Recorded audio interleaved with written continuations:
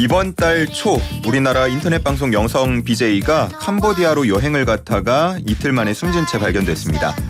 캄보디아 수도 푸놈펜 인근 칸달주의 한 연못가에서 부상을 당하고 또 붉은 돗자리에 쌓여서 웅덩이에 버려진 상태로 발견이 됐는데요.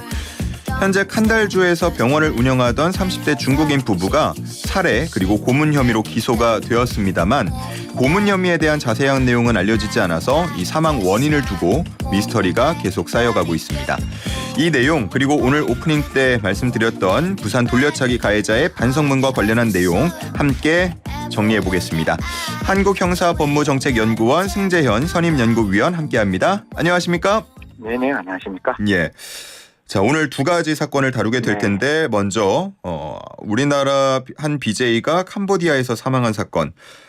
좀 그 사건 개요에 대해서 정리를 해주신다면요. 네네, 간단하게 먼저 말씀드리겠습니다. 이 BJ가 6월 2일 날 캄보디아에 입국합니다. 입국하고 난 다음에 이틀이 원래는 목적은 여행 목적이라고 지금 알려져 있는데 캄보디아 입국에서 다다음 날 6월 4일 날 지금 이제 우리가 문제가 되고 있는 병원을 방문합니다.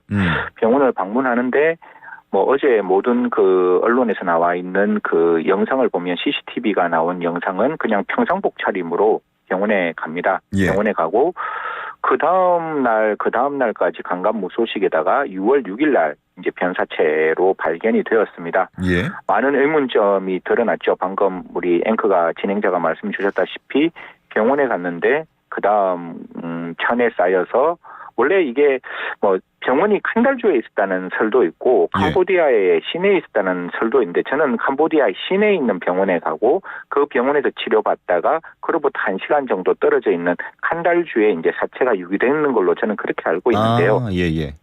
여하튼 그 변사체로 발견됐는데 제가 어제 그저께까지는 이게 사고인지 사건인지를 확인해야 된다. 만약에 사고면 의료사고가 되는 것이고 그 병원의 주장대로 발작이 일어나서 사망했으면 제대로 된 모든 의료 조치를 취했음에도 불구하고 사망했으면 의료사고고 그 사망 이후에 사체를 유기했는 것은 별도의 범죄가 성립될 수 있지만 그게 아니라 병원 내부에서 다른 것으로 사망을 했다면 그거는 사건이 되는 거잖아요. 그래서 사건이나 사고인가 확인해야 된다고 하는데 이제 캄보디아에서는 그 병원의 의사를 이렇게 이야기를 했습니다. 고문이 동반된 살해 혐의로 수사도 아니고 기소했다라고 이렇게 밝혔습니다. 그러니까요. 저도 그 부분을 전에 듣고 이게 어떻게 된 일일까라고 생각이 들었는데 고문 혐의로 기소가 됐다. 이거 어떻게 좀 바라볼 수 있겠습니까? 사실 지금 제가 제일 답답한 거는 캄보디아에 있는 우리 한국 대사관이 전혀 이야기를 하고 있지 않다라는 거예요. 아니 피의 사실을 공표하라는 게 아니잖아요. 그 피해자지 피의자가 아니잖아요. 그럼 피해자가 적어도 대한민국 국민이 캄보디아에 여행 가서 살해를 당했다면 그에 관련된 브리핑을 저는 대사관 측에서 반드시 해야 된다라고 생각을 합니다. 그런데 지금 나와 있는 모든 언론에서는 대사관 발 기사가 아니라 그 캄보디아에서 나오고 있는 언론을 취재해서 저희들한테 알려주고 있는 거잖아요. 그래서 그 부분에 대해서는 적어도 대사관 측에서 파악한 내용은 저는 우리 슬기로운 라디오 생활에서 저도 이야기하고 우리 언론에서도 적극적으로 좀 대사관에 취재를 하든지 아니면 외교부가 그 부분에 대해서 좀 이렇게 적법하고 의법하게 대응할 필요가 있다고 봅니다. 그 안에서는 고문이 수반된 살인으로 기소되었다면 이미 수사가 끝났는 거잖아요. 기소된 이후라면 우리나라도 공소장을 알 수 있듯이 범죄 사실에 대한 브리핑을 해라고 캄보디아에 있는 경찰에게 이야기할 수도 있는 것이고 우리 대사관이 좀 찾을 수도 있는 거니까요. 고문이 수반된 살인이라는 것은 그 전까지 BJ에게 약간 신체의 얼굴이 보고 신체 일부가 이제 부러졌다라는 이야기들이 나왔을 때 저는 그 부분에 대해서 다르게 말할 수가 없는 거잖아요. 저희가 사체를 본 것도 아니고 기록을 본 게 아니기 때문에. 근데 지금은 그게 분명히 고문이 수반되었다는 것은 그게 그 고문으로 인해서 만들어진 상처라면 그건 정말로 용서할 수 없는 일이죠. 대한민국 국민이 캄보디아 여행 가서 몸이 안 좋아서 만약에 병원에 갔는데 이런 일이 발생했다면 대사관 측에서도 그 병원이나 관련된 여러 가지 내용에 대한 국민들의 여행 가는 국민들에게 경고를 해야 되는 것이고 위험을 아니면 거기서 왜 이런 일이 발생했는지에 대한 원인은 반드시 알려주어야 한다라는 말씀드리겠습니다. 예. 뭐 캄보디아 검찰 측이긴 하지만 이게 추측으로만 고문 혐의를 적용해서 기소할 수는 없는 거잖아요. 그렇죠. 뭐 대한민국과 똑같은 거죠. 검찰이 기소를 했다는 거는 검찰의 입장에서는 합리적 의심을 넘는 고도의 개연성을 가지고 기소를 했을 거잖아요. 예. 그런데 제가 오늘 아침에도 어떻게든지 우리 슬기로운 생활 라디오 청취자분들에게 조금이라도 정확한 정보를 드리고자 예. 많은 언론의 내용을 취재를 하고 또 캄보디아 현지에 있는 교민들에게 전화를 해봤지만 결론이 이건 거예요. 지금 나와 있는 자백을 했기 때문에 기소가 되었다라는 이야기인데 그 자백은 발작을 일으켜서 사망했다라는 자백인 것 같아요. 그것까지만 전해지고 있죠. 예. 그런데 발작을 해서 사망했다라고 이야기를 하는데 언론 보도는 그게 아니라 고문을 통해서 살해를 했다. 살인 혐의로 기소가 되었다라고 나오는 것이고 예. 또 언론의 그 한쪽 측면에서는 기소된 범죄 사실로는 그게 유죄가 확정되면 종신형이 나온다고 하는 거니까요. 이게 법적으로 맞지 않는 이야기거든요.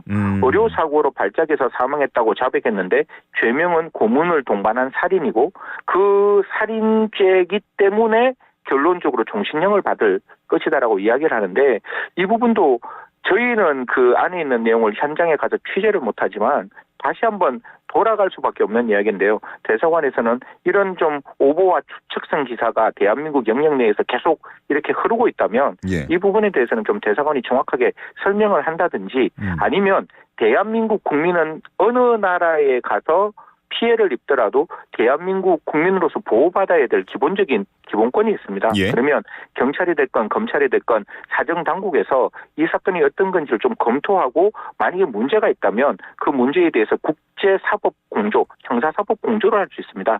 사법공조를 통해서 그 살해를 했는 사람에게 적법하고 의법하게 그 죄값에 합당한 형량을 받을 수 있도록 적극적으로 그 사건을 들여다보고 우리가 지켜본다는 그런 느낌이 들어야 캄보디아에서 물론 아주 투명하고 객관적으로 수사하고 재판하겠죠.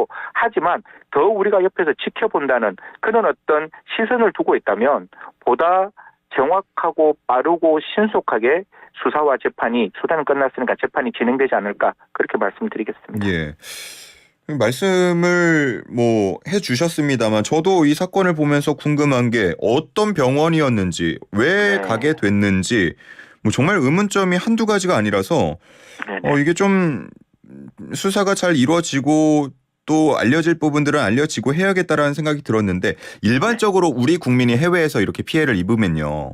네네. 보통은 이제 그 나라의 뭐 수사나 조사에 일단 1차적으로는 맡기게 되는 겁니까? 그럴 수밖에 없는 게 이게 속지주의와 속인주의가 있잖아요. 예. 그러면 속지주의라 그래서 캄보디아 내에서 캄보디아에 있는 거주하는 사람이 그 지역에 있는 사람에게 살인죄를 적용했다라고 이제 뭐 언론에서 그렇게 나오니까 살인죄를 적용하는 거는 대한민국하고 생각해 보면 똑같습니다. 대한민국 영역 내에서 뭐 외국인이 그 대한민국 국민을 대상으로 범죄를 저질렀을 때 당연히 그 외국인에 대해서는 대한민국 형사사법주권이 적용이 되는 거잖아요. 예. 지금도 캄보디아 안에서 외국인을 살해했지만 그 캄보디아 안에 그 중국인이 뭐 캄보디아의 뭐 국적을 갖고 있는지는 모르겠지만 그 땅 안에서 범죄를 저질렀으니 캄보디아 형사사법주권이 1차적으로 적용되는 것은 분명한 거죠. 다만 이 사람이 대한민국 영역 내에 대한민국 국민이라면 또 대한민국 영역 내에 우리의 형사사법 주권이 2차적으로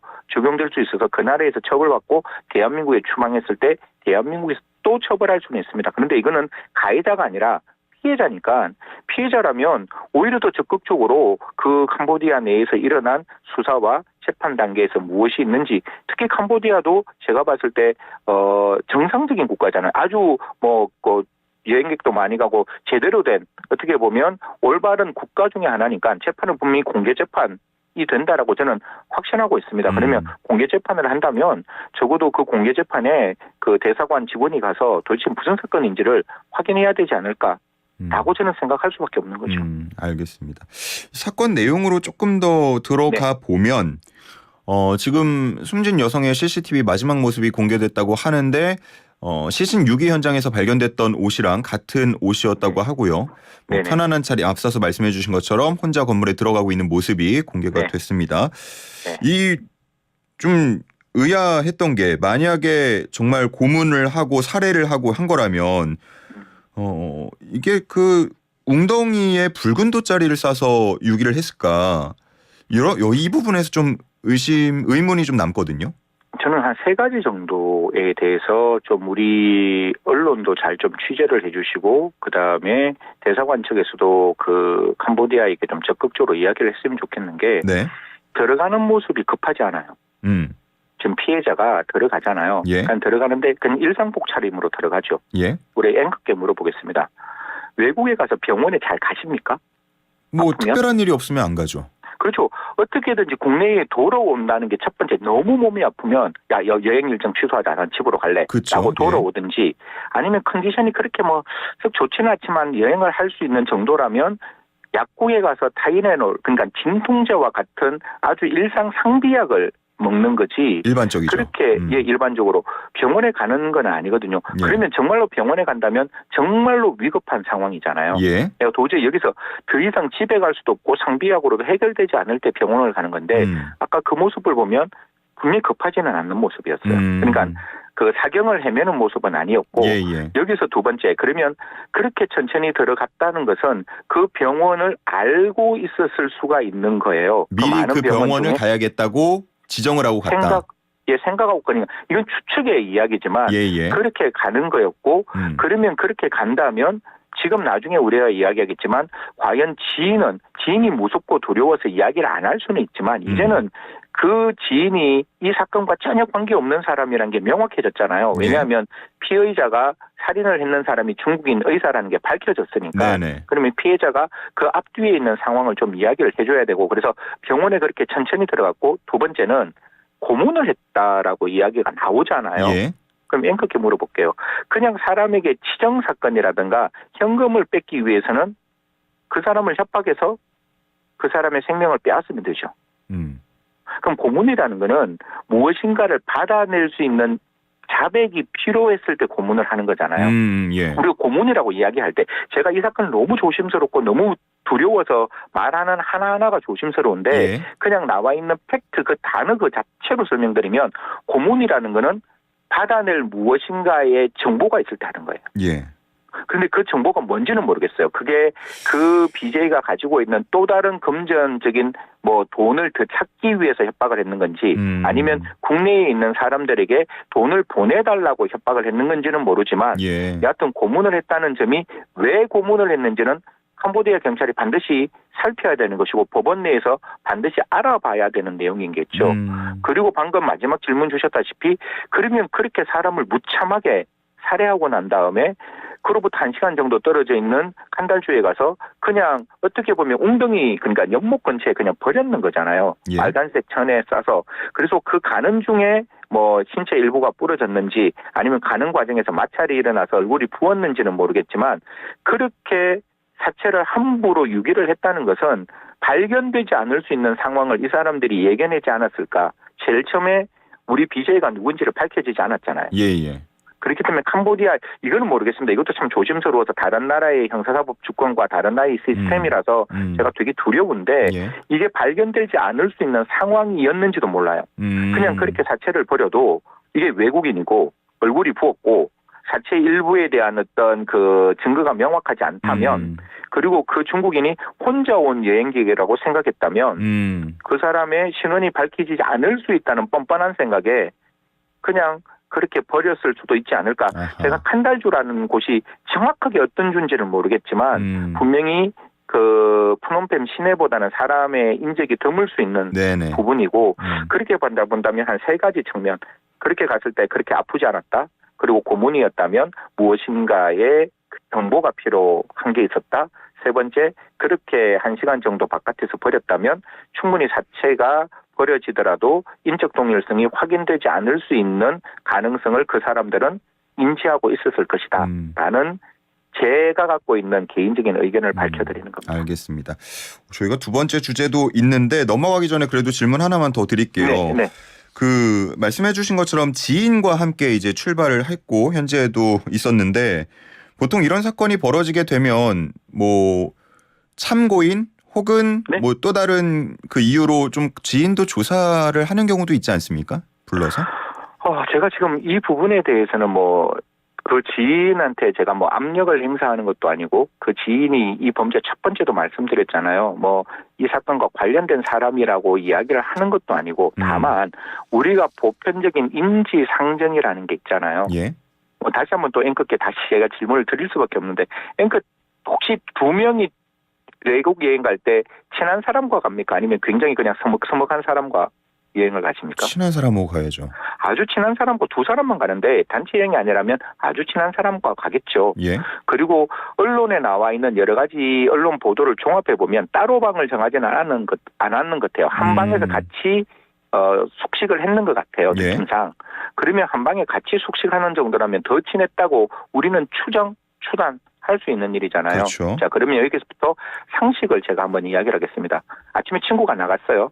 나가는데 아침 먹는 줄 알고 나는 아침을 별로 안 먹는 사람이에요. 근데 그 친구는 반드시 아침을 먹어야 되는 사람. 아침에 조식이 이 호텔에 포함되어 있지 않으면 나가서 아침 산다고 생각하고 그냥 잤을 수 있어요. 그런데 눈에 뜨고 일어나니까 친구가 안 오는 거예요. 예. 그럼 1번 뭘 했겠어요? 휴대폰으로 그 친구에게 전화했겠죠. 연락해봤겠죠. 두 번째 그 친구에게 문자 보냈겠죠. 예. 그리고 하루 정도 안 돌으면 그 다음 단계에서는 우리가 외국에 나가면 문자가 반드시 옵니다. 대한민국 아주 잘 되어 있는 나라라서 혹시 위급한 일이 있으면 영사관으로 연락하십시오라고 문자가 옵니다. 예. 그러면 그때는 어디에 연락하겠습니까? 영사관에 연락하겠죠. 예. 그 다음 단계에서는 그 집에 있는 부모님께 연락을 하겠죠. 요 네 가지가 그냥 인지상정인데 이거는 너무 쉽게 나올 수가 있어요. 그 BJ의 휴대폰만 포렌식하면 전화가 갔는지 안 갔는지는 알 수 있을 거예요. 이 정도까지의 일반적인 어떤 루틴한 일을 했으면 이 같이 간 친구는 아무런 문제가 없는 거예요. 예. 그러면 그런 문제가 없다면 저는 좀 부탁드리고 싶은 거예요. 이게 어떤 상황인지 이게 왜 그게 갔는지에 대해서는 최소한 범죄 예방과 재범의 방지를 위해서 좀 이야기를 해줬으면 좋겠다는 거예요. 지금 캄보디아에 많은 여행객들이 가시고 계시잖아요. 예. 그런데 혹시 우리가 모르는 뭔가 범죄를 예방해야 되고 재범을 방지하기 위한 무엇인가가 있다면 그 사이에 우리가 그러니까 행동의 패턴을 정확하게 우리가 생활 반응을 보면 이렇게 했을 때 위험하구나라는 걸 우리가 예측할 수 있는 거잖아요. 예. 그런 일을 위해서라도 사실상 친구분은 정인 들면 그냥 뭐 외부에 공개 안 되는 상황에서 대사관에 가서 좀 이야기를 해주시면 예. 신원이 드러나는 건 아니니까요. 좀 그렇게 해주시면 어떨까라는 말씀을 저도 간곡히 부탁드리도록 하겠습니다. 알겠습니다. 자, 그러면은 부산 돌려차기 사건 이 반성문과 관련한 이야기로 좀 넘어가 보겠습니다. 네. 그 공개가 됐는데 왜 나만 이렇게 무거운 형량을 받아야 하는지 모르겠다. 네네. 피해자가 회복되고 있다. 뭐 등등과 관련한 내용이 들어가 있었어요. 그 아마 보신 네. 분들은 야 이게 반성문 맞아? 이렇게 느끼셨을 텐데 위원님은 어떻게 보셨습니까? 저도 방금 실소를 했잖아요. 예. 저는 그런 제목은 반성문이라고 읽고 자기 변명서라고 번역한다라고 말씀드리고 싶어요. 사실 자기 번역서도 아니죠. 자기의 피해, 자기의 가해를 부정하고 피해자에게 책임을 전가하는 예. 정명적인 우리가 그 형사정책에서 중화기술이라 그래요. 자기의 잘못을 어떻게든지 희석하기 위해서 나는 잘못 없어. 다른 사람도 이렇게 처벌받았는데 왜 나는 이렇게 처벌받아야 되는 거야. 불법의 평등을 주장하는 거예요.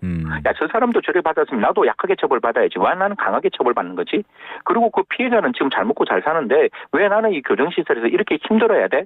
라는 정명적인 말도 안 되는 자기 변명서인 거거든요. 예. 저는 이 경우에서 저는 정말 다른 방송에서도 말씀드렸는데 지금은 제가 봤을 때 이제 PCLR을 했다라고 보는데 사이코패스 제가 봤을 때는 정유정하고 거의 같은 정도까지 올라갈 거예요, 점수가. 제가 봤을 때 27, 28, 29 그 정도에 충분히 근접하는 정도의 자기에 대한 변명, 타인에 대한 피해에 대한 무감각, 그리고 과거에 자기가 살아온 그 전과 기록들이 충분해서 저는 분명히 이 돌려차기 남성, 이 동걸 우라고 그 재판정에 그렇게 적혀 있더라고요. 우리가 이 사람 이름도 얘기 못 하잖아요. 예. 그런 지금 상황인데 그런 어떤 사람이 그 정도의 반성문을 적었다. 저는 반성문이라고 절대로 생각하지 않습니다. 이거는 그냥 자기가 자기의 변명을 늘어놓은 그냥 자기 변명서라고 말씀드리겠습니다. 그 변명의 내용도 전혀 앞뒤가 맞지 않는 그런 예. 변명서라고 말씀드릴게요. 뭐 이전의 사례들을 보면은 이런 반성문을 진심으로 뉘우치는 내용으로 쓰고 그리고 여러 번 제출하고 하는 경우에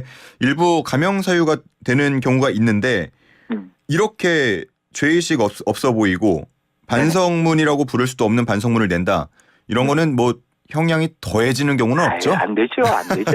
아니 뭐 우리 판사님들도 제가 봤을 때 같은 사람이에요. 예. 판사님들이 뭐 피고인을 온정주의적으로 봐주겠다 이런 판사님들 전혀 안 계십니다. 제가 두 가지만 말씀을 드릴게요. 반성하는 사람과 반성 안 하는 사람 중에 누가 더 범죄 이후에 개선 교화의 가능성이 높을까요? 반성하는 자기 사람이죠. 범죄를 진정으로 반성하는 사람이겠죠. 그래서 반성 안 하는 사람보다는 반성하는 사람이 형이 낮아지는 거는 맞아요. 그런데 지금의 반성문이 아니죠. 다른 사람으로부터 대필하고 그다음에 반성문의 양을 많이 늘려서 판사를 좀 이렇게 압박하는 용도의 반성문이 들어가는데 그런 반성문은 저는 판사님께 감히 부탁드리는데 단 하나의 추호의 감경 양형 사유로 봐서는 안 된다라는 말씀을 드리는 거고 그러면 판사님께 이렇게 간곡히 부탁드리려면 판사님이 두 가지가 필요해요. 하나는 사실 판단 심리 유무죄 판단을 하고 난 다음에 다음 단계에서 양형 판단을 할 수 있도록 공판 절차가 2분이 되면 괜찮은데 지금은 판사님이 그 사람의 유죄 판결을 하면서 동시에 이 사람에게 몇 년의 형을 가할지까지 같이 판단하는 거잖아요. 예. 그러다 보니까 그 반성문을 따로 들여다볼 만큼의 시간적 여유가 없는 거예요. 어떻게 보면 유죄 판결 땅 하고 난 다음에 그래 좋아. 그러면 만약에 살인죄다라고 하면 살인죄는 사형 무기 5년 이상의 징역이니까 이 사람을 사형할지 이 사람을 무기할지 5년에서 30년 사이에 몇 년의 형을 줄지에 대한 양형 판단을 하는 시간적 여유가 있으면 제대로 된 반성문인지 대필해서 만들어진 반성문인지 반성문이라고 읽고 자기 변명서가 되는 건지 늘 판단해서 양형 판단에 적용될 반성문과 양형 판단에 적용되지 않는 반성문을 나눌 수 있는데 지금은 그런 절차가 안 만들어져 있다 보니까 국민의 법 감정과는 완전히 괴리되는 판결이 가끔씩 나오게 되는 거거든요. 그래서 지금 같은 경우에 좀 공판 절차가 이분되었으면 즉 사실 판단과 양형 판단이 조금 나뉘어졌으면 하는 마음입니다. 이번에 이 반성문이 좀 공개가 되면서 일각에서는 좀 피해자가 이런 반성문 내용을 볼 수 있게 해줬으면 좋겠다라는 얘기가 있던데 네네. 혹시 이 부분에 대해서는 어떻게 생각하세요? 저는 두 가지라고 생각합니다. 그거는 법원 원래 반성은 누구한테 하는 거예요? 만약에 제가 가해자면 피해자에게 제가 가해를 한 사과를 해야죠. 피해자에게 반성하는 거잖아요. 그렇죠. 법원에 반성하는 게 아니잖아요. 근데 피해자에게 반성을 하는데 이건 두 가지로 제가 판단할게요. 피해자가 원하면 볼 수 있어야 돼요. 그런데 피해자가 원치 않잖아요. 난 트라우마에 너무 휩싸여 있는 거예요. 네네네. 난 그 사람이 이름 석자만 말해도 오늘 진짜 사지가 떨려서 아무 행동도 못할 만큼 두려움이 있는 이름 석자라면 그 반성문을 그 피해자에게 주는 건 전 절대로 반대라고 생각합니다. 절대로 해서는 안 되는 일이라고 생각하는데 그게 아니라 정말 나에게 반성한다고 나는 보고 싶다. 저 사람이 정말 나의 행동에 대해서 무엇이라고 생각하는지 나는 알고 싶다라고 하는 피해자에게는 법원은 적극적으로 그 부분에 대해서 알려줘야 되겠죠. 제가 제일 형사소송에서 답답한 게 형사소송에는 3명만 주인공입니다. 재판장, 검사, 피고인. 피해자는 재판장에서 소외인이라 그래서 재판장에서 제3자의 위치밖에 없는 거예요. 근데 한번 생각해 보세요. 이 사건의 가장 1인칭 주인공 시점은 누구겠어요? 검사가 아니라 피해자겠죠.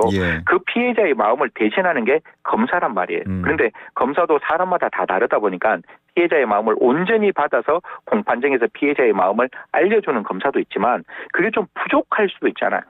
그렇기 때문에 저는 언제든지 공판정에서 피해자가 원하면 피해자가 원치 않는데 강제로 가는 건 절대로 반대지만 피해자가 원해서 내가 충분하고 완전하게 나의 피해 사실을 이야기하겠다라고 한다면 저는 재판부에서 아까 말씀드리다시피 그 피해자의 마음을 완벽하게 받아줄 수 있는 절차를 만들어야 한다.